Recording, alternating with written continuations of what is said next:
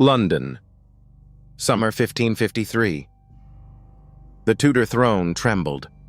Young King Edward VI, only 15, lay dying, and with him, the future of England. Edward was the only son of Henry VIII, a frail boy, but a devout Protestant.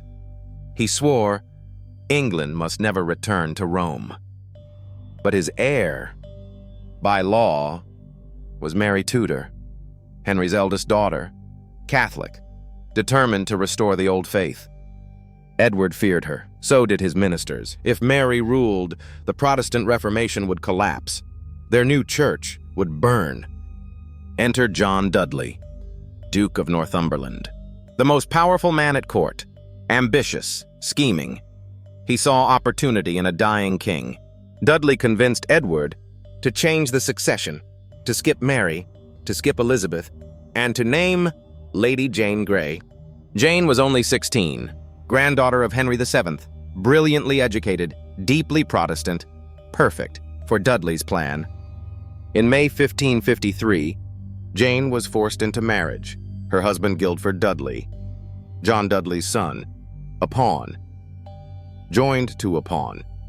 Edward's health worsened. His cough, his fever, his hollow frame, every breath a struggle, every prayer a plea. On 6 July 1553, Edward died. 15 years old, the boy king, gone. England, leaderless. News spread in silence. Mary expected her crown, but Dudley struck first. The coup began. On 10 July, Jane was led to the Tower of London. There, she was proclaimed queen. Drums sounded, but the crowd did not cheer. Jane herself resisted. She is said to have cried. The crown was not hers, but duty, and Dudley's will, crushed her protests. Inside the tower, Jane wore royal robes. She sat upon the throne, 16 years old, confused, forced to rule. Meanwhile, Mary Tudor fled. She rode across East Anglia, raising supporters, proclaiming her true right. The country stirred. Catholics rallied. Even Protestants joined her. Mary's cause grew stronger every day. Jane reigned only on paper. Few swore loyalty. The council wavered. London whispered Mary's name. By mid-July, Mary had thousands. Nobles defected. Armies pledged to her. The tide turned.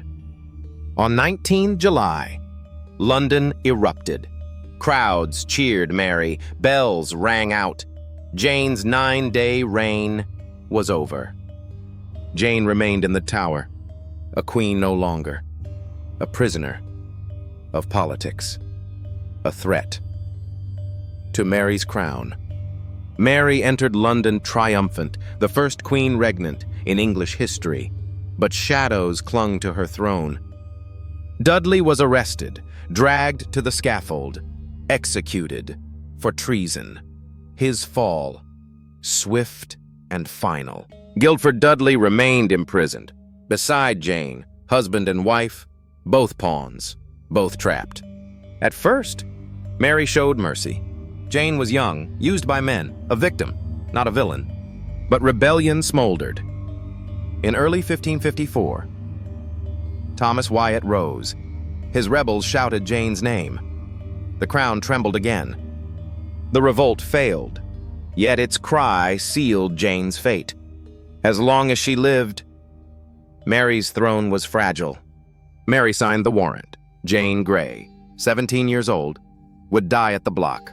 The morning of 12 February 1554 was bitter cold. Jane was led from her cell, clutching a small prayer book, her steps steady. She mounted the scaffold. Crowds held their breath. Her voice rose, calm, unwavering. She forgave her enemies.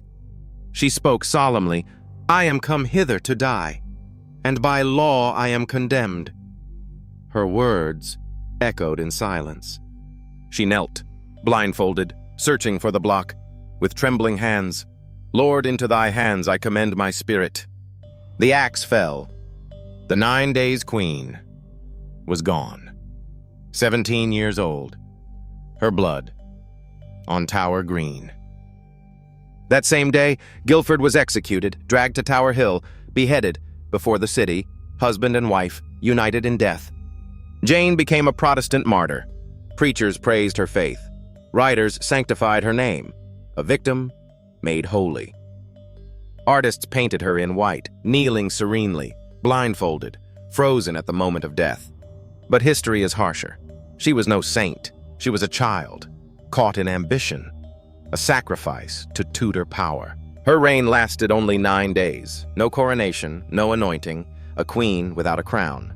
Mary Tudor ruled on. Her fires burned Protestants. Her reign earned her a name, Bloody Mary.